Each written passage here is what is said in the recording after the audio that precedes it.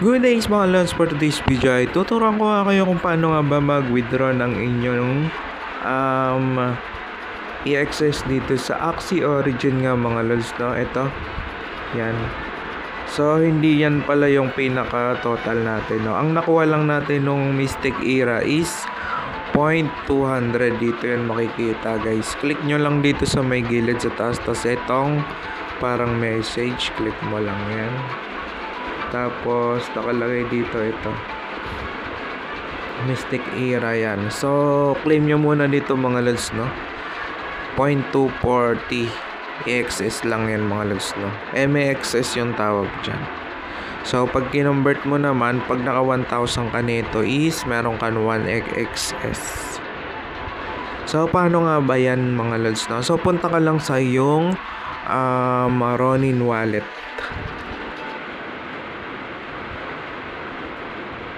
Ito nga malods, ito Ronin wallet. Tapos buksan mo lang, no?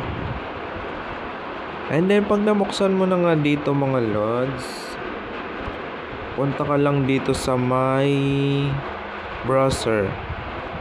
Yan, browser, click mo lang.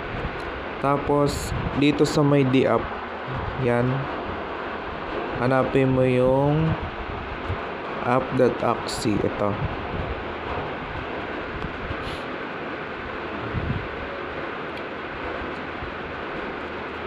And then make sure nga lang pala na tama yung ano mo dito, no? Ronin. So hintay mo muna mag-verify. So check natin ito. So yan, ito 1, tapos click natin to, log out. Tapos log out natin. And then click login. And then click natin tong continue with Ronin wallet. And then i-align lang natin siya mga lods, no? Pipindutin mo to pag ganyan, pabalik. Pag ito naman pag ganyan. So kailangan naka-align lang siya, nakaganto. Yan, okay na yan. So confirm. Tapos click natin tong sign.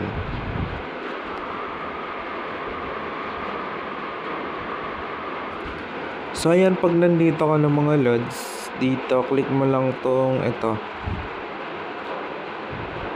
yung may box na yan saka pa-triangle. Tapos click mo lang tong claim token. Ay, itong game portal pala. Ay, claim token pala mga lods. Ito, claim tokens.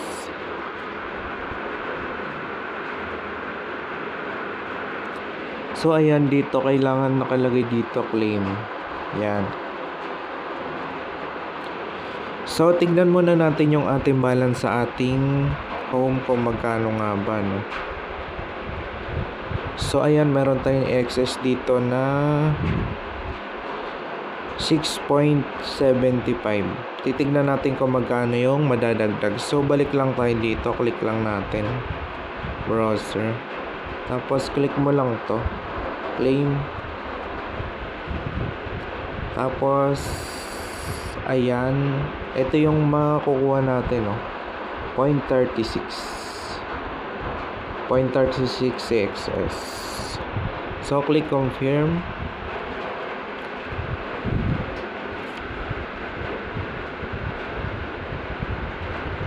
At hintayin lang natin mag-loading mga lods. So ayan, pagka-complete transaction na yan mga lods, balik lang tayo dito sa ating home.